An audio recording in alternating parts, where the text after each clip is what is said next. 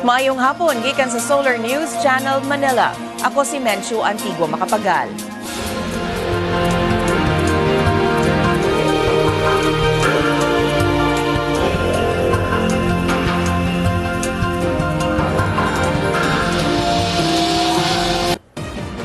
Gikahinangop sa mga opisyales sa Mindanao ang pagpirma sa Normalization Annex sa Bangsamoro Framework Agreement. Nagrally ang libuan ka mga waray tungod sa giingong way-ayo nga relief distribution nga gihimo sa kagamhanan alang sa mga naigo sa bagyong Yolanda. Gidid-an gihapon ang mga mulupyo sa usa ka barangay sa Misamis Oriental pagbalik sa ilang dapit tungod sa mga liki. O gibuksan na sa Baguio City ang ilang Spring Festival 2014.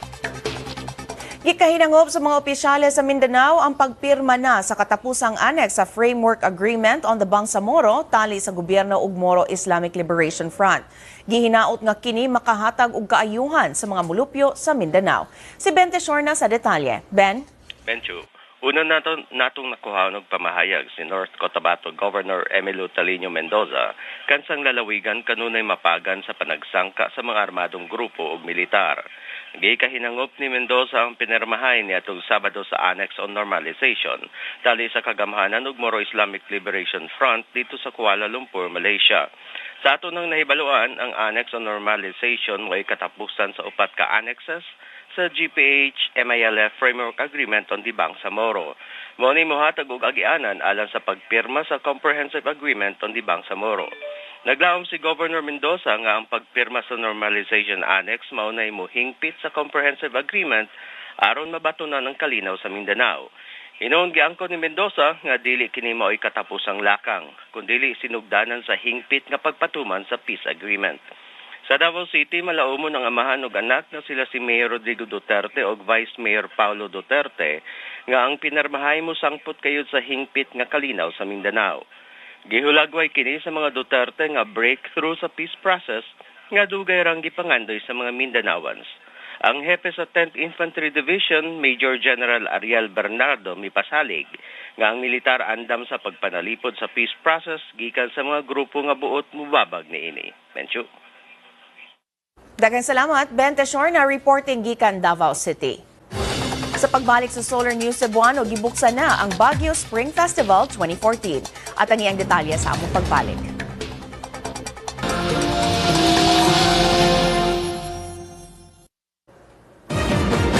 Aniya na ang front page sa mga pamantalaan sa Sugbo. Sa Sunstar Cebu, mihatag og hinabang ang Mandaue City Government ngadto sa Camotes Islands. Og sa Cebu Daily News, gilaraw ni Customs Commissioner Sunny Sevilla ang pag-computerize sa tanang transaction sa customs. Gibisita ni Customs Commissioner John Sevilla ang buhatan sa Bureau of Customs sa Sugbo alang sa pagpahibalo sa reform agenda sa buhatan. Mao kini ang unang port visit ni Sevilla sukad sa iyang paglingkod sa Bureau of Customs.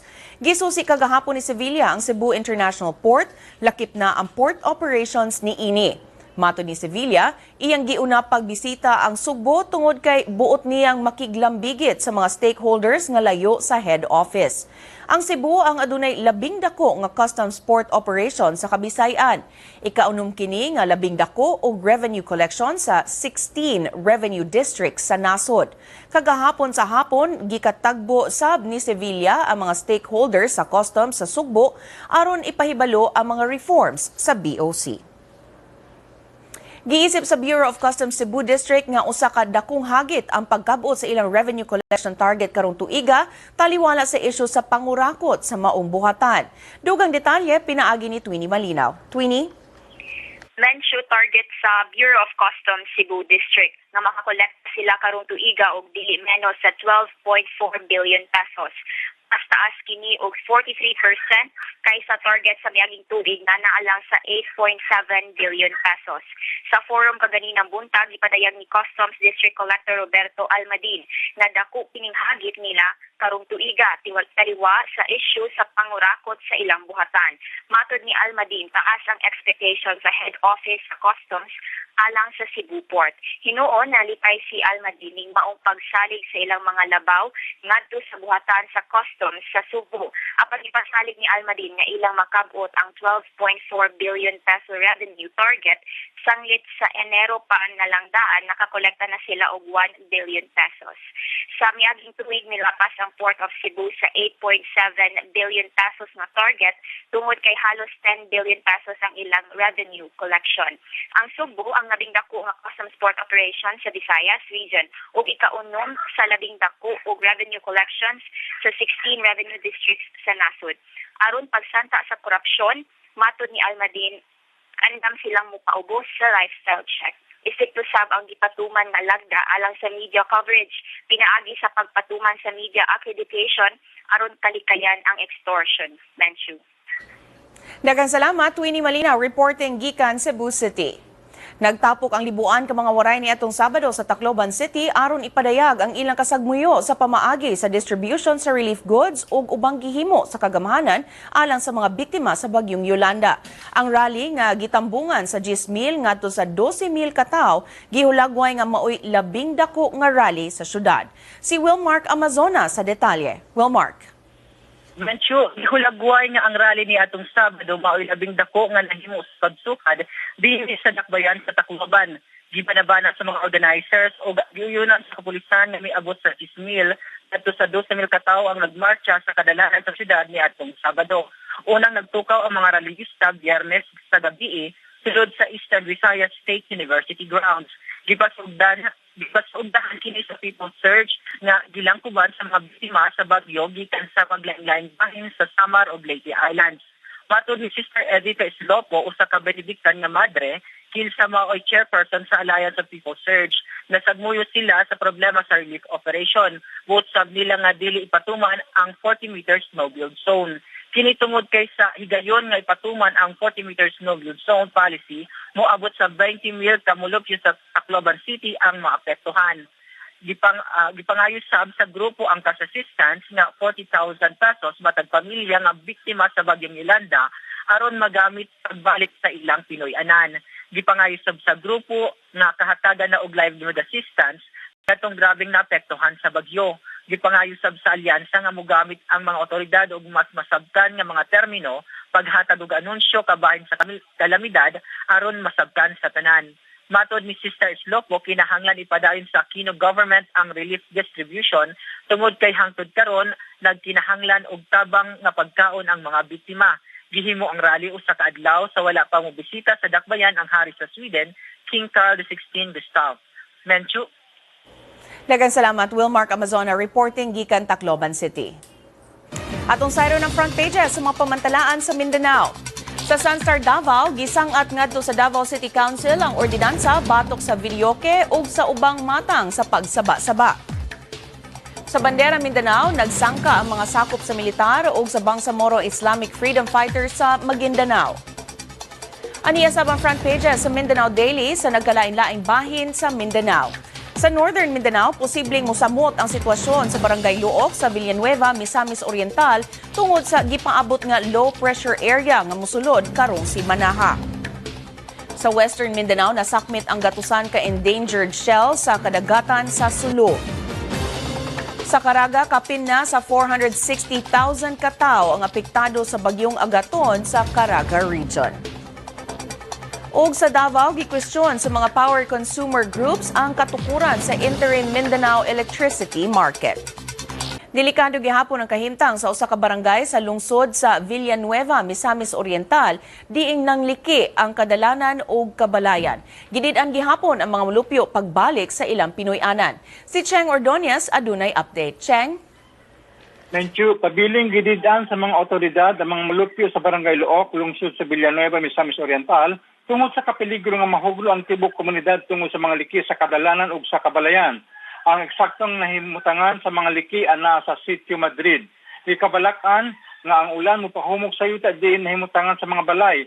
Dili menos 66 ka pamilya ang temporaryong gipapuyo karon sa mga evacuation center sa lungsod sukad niadtong Huwebes sa miaging semana. Diyang naklaro na ang mga liki sa tulo ka purok sa barangay.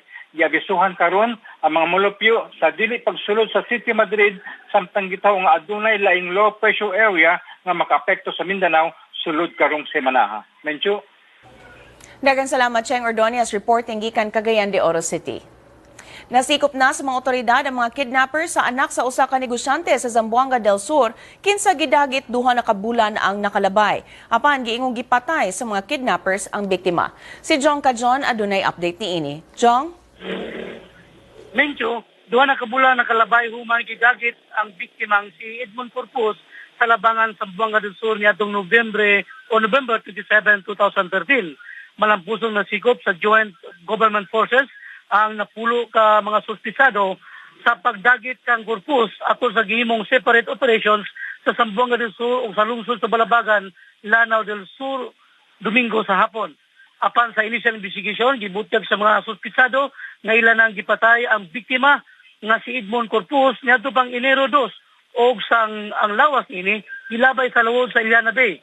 Hinoon matod pa ni Zamboanga del Sur Provincial Director Senior Superintendent Sopronio Icaldre, ila pang tinuon kung tinuod ba ang maong kasayuran.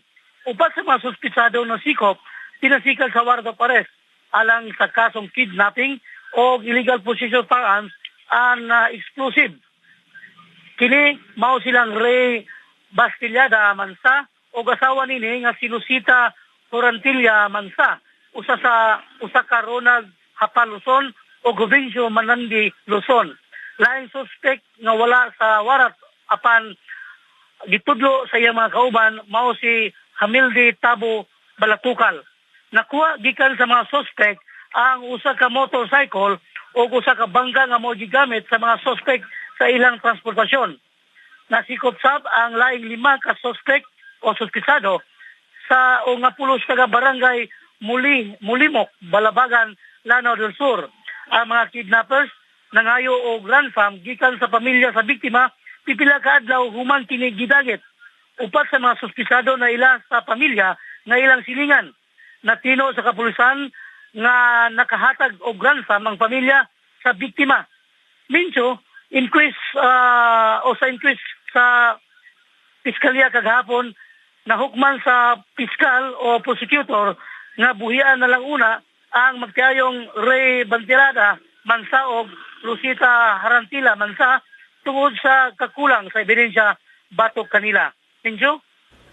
Daghang salamat Jong Kajon reporting gikan Pagadian City. Mao palanggani pagkasulbat sa duha ka buwan na nga mga kidnapping case sa Zamboanga del Sur, lain pang panagit gitaho kagabi sa laing lungsod. Ning higayuna usa ka school supervisor ang gitahong gidagit sa 8 ka armadong tao alas 10 kagabi sulod sa Pinoy-anan sa biktima sa barangay Diplo sa lungsod sa Kumalarang. Giila sa Kumalarang Police Station ang biktima nga si Rudy Luna, school supervisor sa Kumalarang Central Elementary School. Lakip unta ang asawa sa biktima sa gidagit apan nakaikyas kini gipasakay ang biktima sa pump boat padulong sa wala pa matinong dapit. Padayon pa sa ilang pakisusi ug follow-up operation ang kapulisan aron maluwas ang biktima.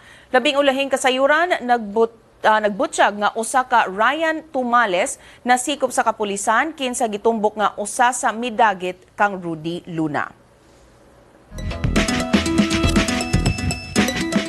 Bugnaw gihapon ang panahon sa nasod tungod sa northeast monsoon kun amihan. Matod sa Pag-asa, wala mo irog ang low pressure area silangan sa Mindanao. Apan gipaabot kini nga musulod sa Philippine Area of Responsibility sa Huwebes. Dugang sa Pag-asa kun magpabilin ang gikusgon sa low pressure area, ulanon ang Eastern Visayas, Caraga ug Northern Mindanao sa Biyernes. Apan giklaro sa Pag-asa nga gamay ra ang posibilidad nga mahimong bagyo ang LPA. Kung bot ninyo matanaw pag-usabang episode karon sa Solar News Cebuano, i-like ang among Facebook page, Solar News Cebuano. Bisitahi sabang among website, www.solarnews.ph. Alang sa inyong mga sugyot o komentaryo, mahimo sab ninyo kining i-email sa solarnewscebuano@solartv.ph. Ug mao kadto ang Solar News Cebuano hangtod ug mapuhon. Ako si Mencho Antigo Magpagag. Daghang salamat ug pag-amping Kabisayan ug Mindanao.